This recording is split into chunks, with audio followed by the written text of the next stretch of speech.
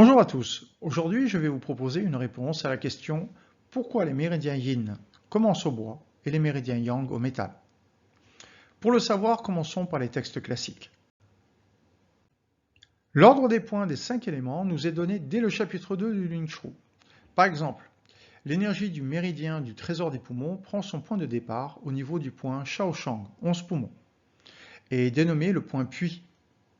Au point de vue de la circulation énergétique des 5 éléments, ce point appartient au bois. La même information est systématiquement reprise pour tous les méridiens yin.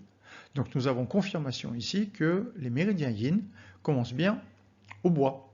En tout cas que leur point puits est un point bois. L'énergie, alors voyons plutôt maintenant pour les méridiens yang. Alors je vais prendre ici l'exemple du méridien de la vessie. L'énergie du méridien de l'atelier de la vessie prend son point de départ au niveau du point 67 vessie. On le dénomme le point puits. Dans la circulation énergétique des 5 éléments, ce point appartient au métal. De même, la même information est reprise pour tous les méridiens yang. Donc là aussi, nous avons confirmation que les points puits des méridiens yang sont des points métal. Mais pour quelle raison? On n'en sait rien, le texte ne nous en donne aucune, du moins pas directement. Alors, par principe, quand vous ne trouvez pas d'explication claire, commencez toujours par remonter à la source, c'est-à-dire au yin-yang. Nous savons que le ciel est yang et que la terre est yin. Le yang de yang, qui correspond au ciel, correspond à l'élément feu. A l'inverse, le yin de yin, qui correspond à la terre, correspond à l'élément eau. Voilà donc deux éléments de disposer. L'étape suivante de la création, c'est l'apparition de l'homme. L'homme est entre ciel et terre. Il reçoit donc du ciel et de la terre l'énergie et la renvoie. Il est donc un intermédiaire. Il est l'élément central. Il est ce qui donne un sens à l'existence de l'univers. Disposons maintenant les 3 autres éléments selon la tradition.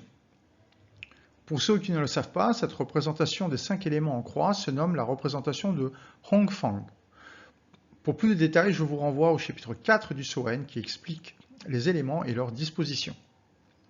Donc, ce qui ressort ici, c'est que vous voyez, il y a l'élément terre est au centre. L'élément terre, c'est quoi? L'élément terre, c'est la vie.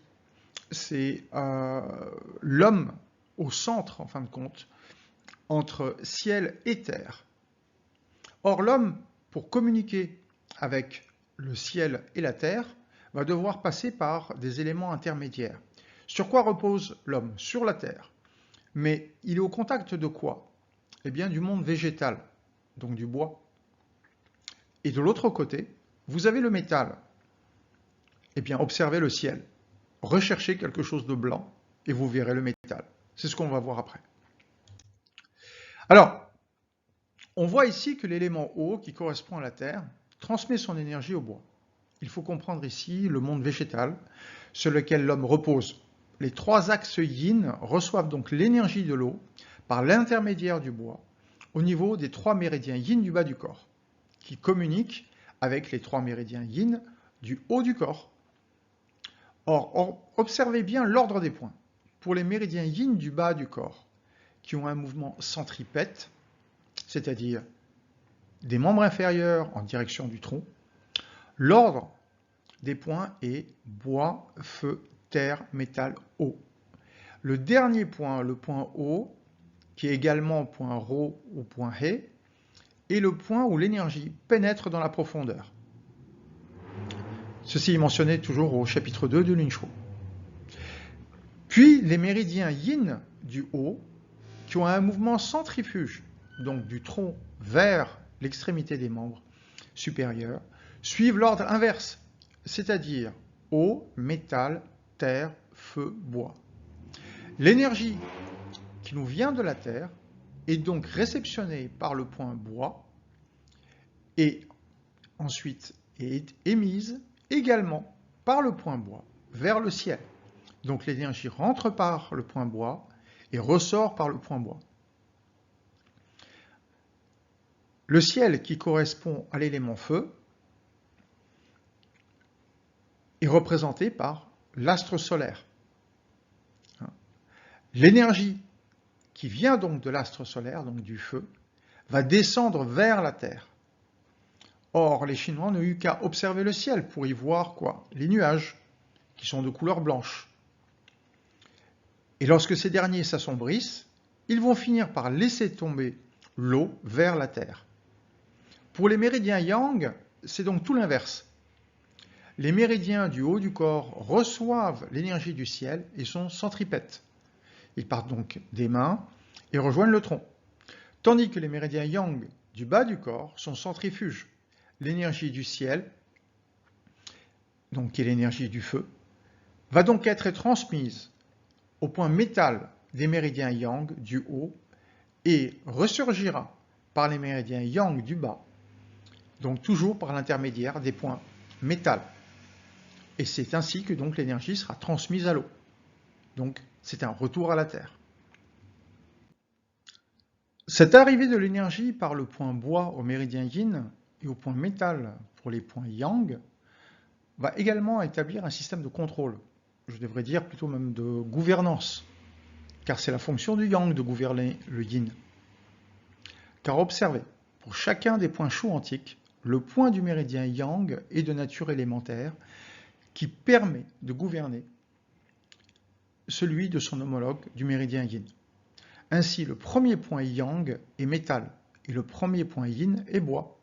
Donc au même niveau, vous avez des points métal pour les yang et des points bois pour les yin. Donc ici, le métal va permettre de contrôler le bois. Si l'on remonte, on va voir que pour les autres points des 5 éléments, eh bien en fin de compte, c'est exactement la même chose. L'eau contrôle le feu. Le point suivant sera un point eau pour les yang, et tandis que pour les yin, ce sera un point feu. Ensuite, vous aurez un point yang de nature bois, et au même niveau, vous aurez donc un point yin de nature terre, etc. Donc en permanence, vous allez voir un contrôle, une gouvernance donc, du yang sur le yin. Voilà. Donc cette organisation, en fin de compte, qui fait démarrer les points yin, les méridiens yin au bois et les méridiens yang au métal, permet en fin de compte au yang de garder toujours un contrôle, ou en tout cas de toujours gouverner les méridiens yin, puisque les points sont localisés au même niveau. Voilà, j'espère que cette vidéo vous a plu. N'hésitez pas à vous abonner. Et si l'acupuncture traditionnelle vous intéresse, sachez que les écoles IUATC sont présentes à Paris, Nice, Bordeaux, ainsi qu'en Suisse romande. À bientôt pour une prochaine vidéo.